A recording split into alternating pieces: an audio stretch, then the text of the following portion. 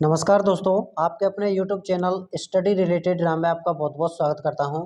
दोस्तों SSC MTS 5 मई second shift के paper हम लेकर आ चुके हैं और ये क्वेश्चन आपके 100% रियल और ऑथेंटिक होने वाले हैं। तो अभी तक आप हमारे चैनल पर नए हो तो प्लीज़ चैनल को सब्सक्राइब कर लें। बगल में जो बेल आइकन है, घंटे का निशान है, उसको भी दबा लें ताकि एसएससी की पल पल की अपडेट आपको सबसे पहले मिलती रहे। और फ्रेंड्स, आपकी सुविधा के लिए हमने 2 मई से और 4 मई तक जो एग्ज़ाम एसएससी एमटीएस का हुआ है, सभी शिफ्टों का पीडीएफ हमने कंप्लीट कर लिया है और उसका आपको नीचे वीडियो के डिस्क्रिप्शन में व्हाट्सअप नंबर लगा हुआ है। उस व्हाट्सअप पर नंबर पर जाकर हमें मैसेज कर सकते हैं और पीडीएफ प्राप्त कर सकते हैं। ठीक है, उस पीडीएफ में आपको 300 प्लस क्वेश्चन देखने को मिलेंगे जो आपके एसएससी एमटीएस में 2 मई से और 4 मई के बीच में पूछा है। तो वीडियो को ज़्यादा से ज़्यादा शेयर जरूर करते हैं और चैनल को सब्सक्राइब करके रखें। ठीक है, चलिए तो इसमें पहले क्वेश्चन की तरफ बढ़ते हैं। पहला क्वेश्चन है हमारा कि भारत में किस स्थान पर सबसे अधिक वर्षा होती है। तो इसका जो राइट आंसर हो जाएगा वो हो जाएगा आपका मासिनराम। मासिनराम कहाँ पर पड़ता है? तो ये पड़ता है आपका मेघालय में। कहाँ पर है ये आपका मेघालय में पड़ता है। ठीक है, ये भी आप जरूर ध्यान में रखना। और ये कहाँ पर है और ये कहाँ थी आप वो होती हैं, तो गारो खासी पहाड़ियाँ हैं, उनसे टकराने के बाद में यहाँ पर सबसे ज़्यादा वर्षा होती है। ठीक है, चलिए अगले क्वेश्चन की बात करते हैं। अगला क्वेश्चन है हमारा इसमें, दक्षिण पूर्व मध्य रेलवे का मुख्यालय कहाँ पर है। जो दक्षिण पूर्व मध्य रेलवे है उसका मुख्यालय कहाँ पर स्थित है। तो इसका राइट आंसर हो जाएगा बिलासपुर। कहाँ पर है ये?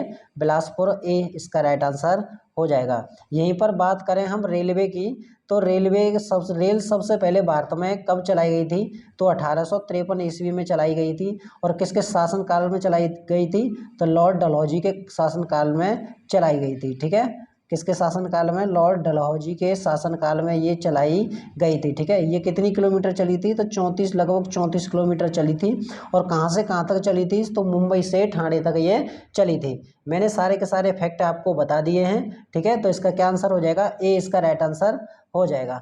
चलिए अगले क्वेश्चन की तरफ बढ़ते हैं। अगला क्वेश्चन है हमारा कि 42वां संविधान संशोधन के जरिए प्रस्तावना में क्या जोड़ा गया था। तो 42वें संविधान संशोधन के द्वारा इसमें हमारा धर्मनिरपेक्ष जोड़ा गया था। ठीक है, कौन सा जोड़ा गया था? धर्मनिरपेक्ष जोड़ा गया था। चलिए अगले क्वेश्चन की तरफ बढ़ते हैं। अगला क्वेश्चन है हमारा कि अखिल भारतीय हिंदी सम्मेलन की अध्यक्षता कौन करता है।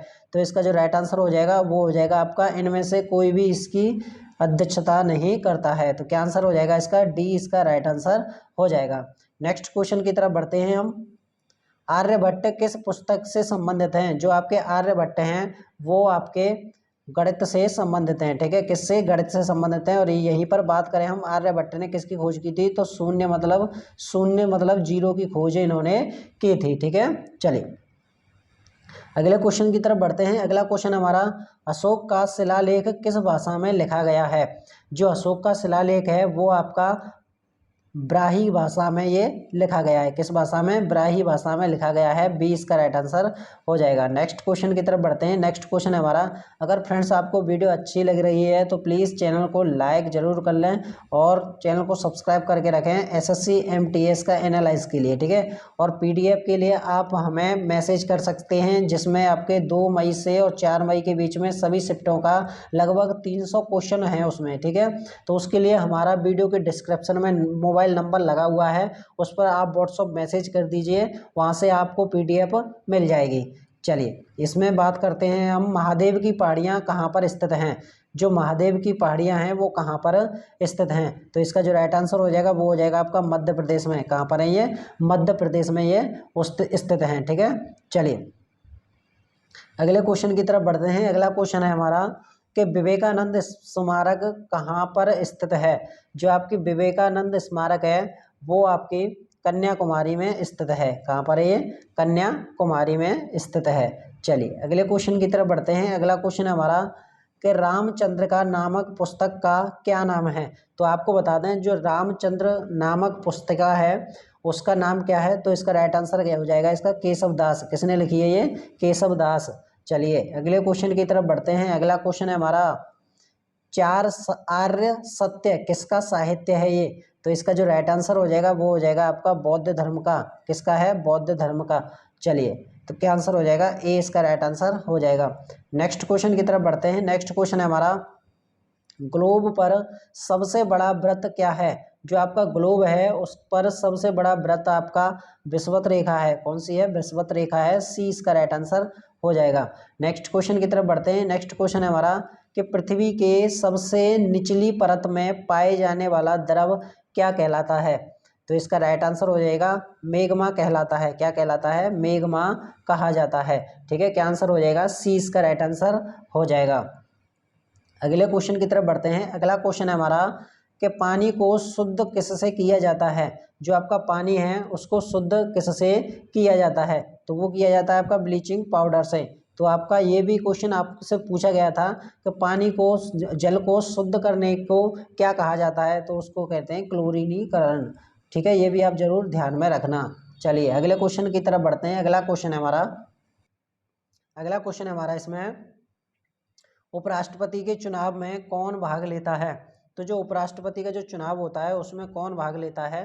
तो इसका जो राइट आंसर हो जाएगा वो हो जाएगा आपका सी, लोकसभा तथा राज्यसभा के सदस्य। कौन कौन लेता है? लोकसभा तथा राज्यसभा के सदस्य।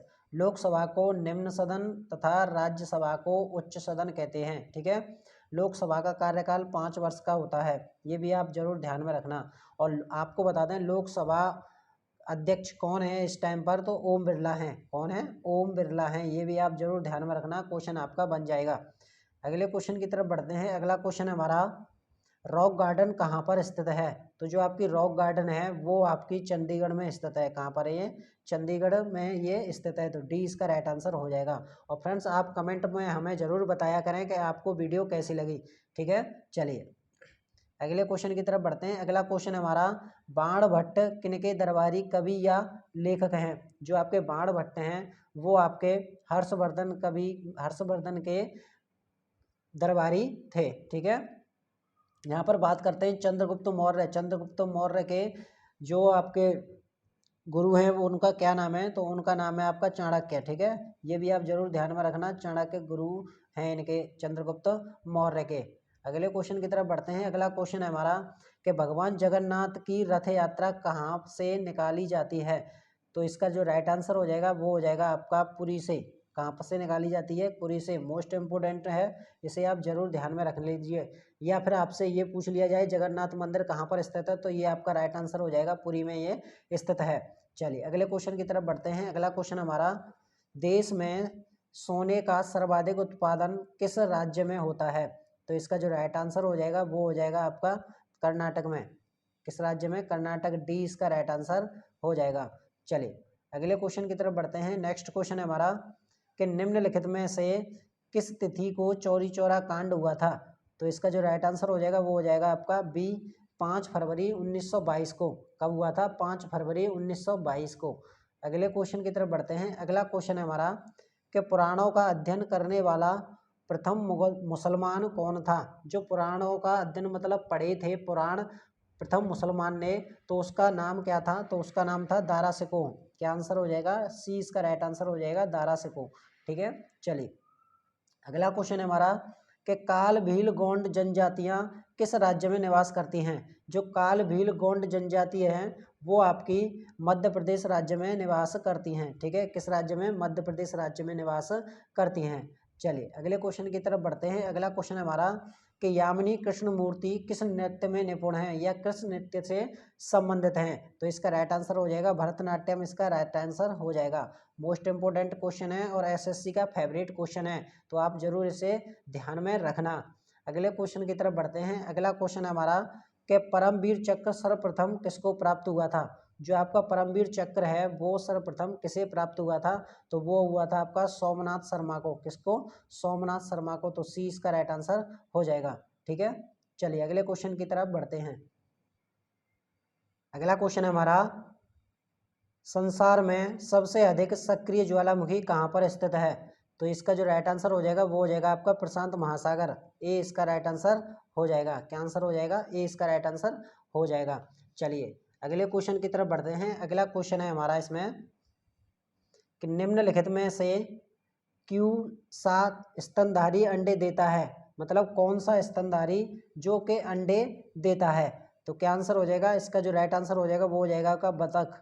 क्या? बतख। कंगारू बच्चा देता है, आपको पता है जो कंगारू की एक गोद होती है वो किस लिए होती है, तो बच्चा मतलब उसका इतना विकसित नहीं होता है, इस वजह से कंगारू उसे उसमें बिठाकर रखता है। ठीक है, चलिए ऊंट, ऊंट का भी बच्चा होता है और ओपोमस उसका भी एक बच्चा होता है, लेकिन बतख ऐसी है, बतख अंडे देती है। ठीक है, क्या देती है? बतख अंडे देती है। ठीक है, चलिए अगले क्वेश्चन की तरफ बढ़ते हैं। अगला क्वेश्चन है हमारा कि निम्नलिखित में से किसके घूर्णन व परिक्रमण की समान अवधियां हैं, तो इसका क्या आंसर हो जाएगा, तो इसका आंसर हो जाएगा चंद्रमा। ठीक है, क्या आंसर हो जाएगा? चंद्रमा। यहाँ पर बात करें हम बुध की, तो सूर्य के सबसे निकट ग्रह कौन सा है, तो सूर्य के सबसे निकट ग्रह आपका बुध है, और शुक्र दूसरे नंबर पर, सूर्य का दूसरे नंबर पर आता है, और इसे चमकीला ग्रह भी कहते हैं। क्या कहते हैं? चमकीला ग्रह भी शुक्र को कहा जाता है। और तथा पृथ्वी की बहन किसे कहा जाता है, तो शुक्र को पृथ्वी की बहन कहा जाता है। भोर का तारा शुक्र को ही कहा जाता है। ठीक है, जितने मैंने सारे फैक्ट बताए वो सारे के सारे फैक्ट आप जरूर ध्यान में रखना। चलिए अगले क्वेश्चन की तरफ बढ़ते हैं। अगला क्वेश्चन हमारा, कुल्लू की घाटी किस पर्वत श्रेणियों के बीच स्थित है, जो आपकी कुल्लू की घाटी है वो आपकी धौलाधर तथा पीर पंजाल के बीच स्थित है। तो क्या आंसर हो जाएगा इसका? सी इसका राइट आंसर हो जाएगा। अगले क्वेश्चन की तरफ बढ़ते हैं। अगला क्वेश्चन है हमारा, भारत में सर्वाधिक जैव विविधता पाई जाती है, तो कहाँ पर सबसे ज़्यादा जैव विविधता पाई जाती है, तो वो पाई जाती है आपकी शांत घाटी में। कहाँ पर? शांत घाटी में। तो सी इसका राइट आंसर हो जाएगा। चलिए अगले क्वेश्चन की तरफ बढ़ते हैं। अगला क्वेश्चन है हमारा कि देव समाज की स्थापना किसने की थी। मोस्ट इंपोर्टेंट क्वेश्चन है, इसको आप टिक लगा कर रखना कि देव समाज की स्थापना किसने की थी, तो शिव नारायण अग्निहोत्री ने। किसने की थी? शिव नारायण अग्निहोत्री ने। तो डी इसका राइट आंसर हो जाएगा। चलिए अगले क्वेश्चन की तरफ बढ़ते हैं। अगला क्वेश्चन है हमारा, ग्रामीण विद्युतीकरण निगम की स्थापना कब हुई थी। मोस्ट इंपोर्टेंट क्वेश्चन है, एसएससी का फेवरेट क्वेश्चन है ये। ठीक है, तो इसका राइट आंसर हो जाएगा 1966 में। कब? 1966 में। तो 20 का राइट आंसर हो जाएगा। और फ्रेंड्स आपको बता दें, आपकी 2 मई से और 4 मई के जितने भी सारी के सारे ऑल शिफ्ट का पीडीएफ आपको चाहिए, तो आप हमें, हमारा व्हाट्सअप नंबर वीडियो के डिस्क्रिप्शन में लगा हुआ है, वहाँ से आप हमें मैसेज करके 2 मई से 4 मई के बीच में सभी शिफ्टों का पीडीएफ, जिसमें आपको 300 क्वेश्चन देखने को मिलेंगे जो कि आपके एसएससी एमटीएस ने 2 मई से और 4 मई के बीच में पूछे हैं। ठीक है, तो क्या आंसर हो जाएगा इसका? इसका बी इसका राइट आंसर हो जाएगा। ठीक है, चलिए अगले क्वेश्चन की तरफ बढ़ते हैं। अगला क्वेश्चन है हमारा, कार्य करने में मानव शरीर द्वारा प्रयुक्त ऊर्जा होती है, जो मनुष्य कार्य करता है उसमें कौन सी ऊर्जा होती है, तो इसका आंसर हो जाएगा स्थितिज ऊर्जा। ठीक है, क्या आंसर हो जाएगा? ए इसका राइट आंसर हो जाएगा। अगले क्वेश्चन की तरफ बढ़ते हैं। अगला क्वेश्चन है हमारा कि दक्षिण गोलार्ध में सर्वाधिक लंबा दिन कब होता है, जो आपका दक्षिण गोलार्ध है उसमें सबसे लंबा दिन 22 दिसंबर का होता है। कब होता है? 22 दिसंबर का होता है। तो सी इसका राइट आंसर हो जाएगा। अगला क्वेश्चन है हमारा, एक खगोलीय मात्रक जिनके बीच की औसत दूरी होती है, एक खगोलीय मात्रक जिनके औसत दूरी कितनी होती है, तो वो होती है आपकी पृथ्वी और सूर्य। ठीक है, एक प्रकाश वर्ष, प्रकाश वर्ष किससे मापी जाती है, दूरी को किससे मापा जाता है, तो प्रकाश वर्ष से मापा जाता है। ठीक है, ये भी आप जरूर ध्यान में रखना। ठीक है, चलिए अगले क्वेश्चन की तरफ बढ़ते हैं। अगला क्वेश्चन है हमारा कि किसने कहा था भारत को एकजुट होना है और एक बार फिर अपने बल से पूरे विश्व का विजय प्राप्त करना है, तो ये कथन किसका है, तो इसका राइट आंसर क्या हो जाएगा, तो इसका जो राइट आंसर हो जाएगा वो हो जाएगा आपका स्वामी विवेकानंद। ये इसका राइट आंसर हो जाएगा। अगले क्वेश्चन की तरफ बढ़ते हैं। नेक्स्ट क्वेश्चन है हमारा, भारत में अपने कंपनी स्थापित करने के लिए ब्रिटिश को किससे अनुमति मिली है, तो इसका जो राइट आंसर हो जाएगा वो हो जाएगा आपका जहांगीर से। किससे अनुमति मिली थी? जहांगीर से। लेकिन जो दरबार में आए थे वो अकबर के दरबार में आए थे, लेकिन उस टाइम अकबर मतलब मृत्यु हो चुकी थी, लेकिन जहांगीर ने यहाँ पर उनको मंजूरी दे दी थी। ठीक है, तो क्या आंसर हो जाएगा इसका? बी इसका राइट आंसर हो जाएगा। यहीं पर बात करें हम शाहजहाँ की, तो शाहजहाँ ने क्या क्या बनवाया था, तो आगरा का लाल किला, आगरा का लाल किला शाहजहाँ ने बनवाया था। यहीं पर बात करें हम, आगरा का जो ताजमहल है वो भी आपका शाहजहाँ ने बनवाया है। और यहाँ पर बात करें आपका जो दिल्ली की जामा मस्जिद है वो भी आपकी शाहजहाँ ने बनवाई है। ठीक है, तो क्या आंसर हो जाएगा इसका? इसका राइट आंसर हो जाएगा जहांगीर, इसका राइट आंसर हो जाएगा। चलिए अगले क्वेश्चन की तरफ बढ़ते हैं। अगला क्वेश्चन है हमारा कि भारत में थोक मूल्य सूचकांक का आधार वर्ष है, जो थोक मूल्य सूचकांक का जो आधार है वो है आपका 1993 1994, ठीक है। क्या आंसर हो जाएगा? डी इसका राइट आंसर हो जाएगा। मोस्ट इंपोर्टेंट क्वेश्चन है, इसे याद में जरूर रखना। चलिए अगले क्वेश्चन की तरफ बढ़ते हैं। अगला क्वेश्चन है हमारा, सुंग वंश का अंतिम शासक कौन था? वंशों से भी काफी ज्यादा, डायनेस्टी से भी काफी ज्यादा क्वेश्चन देखने को मिल रहे हैं, तो इनको भी आप पकड़ में रखना, ठीक है। तो क्या आंसर हो जाएगा? सुंग वंश का अंतिम शासक कौन था? तो इसका जो राइट आंसर हो जाएगा वो हो जाएगा आपका वासी सठी, ठीक है। क्या आंसर हो जाएगा? वासी सठी, इसका सी इसका राइट आंसर हो जाएगा। नेक्स्ट क्वेश्चन की तरफ बढ़ते हैं। नेक्स्ट क्वेश्चन है हमारा, किस मुगल सम्राट को राष्ट्रीय सम्राट कहा जाता है? तो किसको कहा जाता है? तो इसका जो राइट आंसर हो जाएगा वो हो जाएगा आपका अकबर को। किसको कहा जाता है? अकबर को। बाबर की बात करें तो पानीपत का प्रथम युद्ध किस किस के बीच हुआ था? तो इसमें बात करें, बाबर ने पानीपत का प्रथम युद्ध लड़ा था। और ये पानीपत का प्रथम युद्ध कब हुआ था? तो 1526 ईस्वी में पानीपत का प्रथम युद्ध हुआ था। यहीं पर बात करें हम प्लासी का युद्ध, जो प्लासी का युद्ध है, प्लासी का युद्ध कब हुआ था? तो प्लासी का युद्ध 1500 सॉरी फ्रेंड्स, इस जगह पर प्लासी का जो युद्ध हुआ था, प्लासी का युद्ध हुआ था आपका 1757 ईस्वी में हुआ था। कब हुआ था? 1757 ईस्वी में हुआ था। घाघरा के युद्ध की बात करें, घाघरा का युद्ध बाबर ने लड़ा था, और ये कब हुआ था? तो 1529 ईस्वी में घाघरा का युद्ध लड़ा गया था, ठीक है।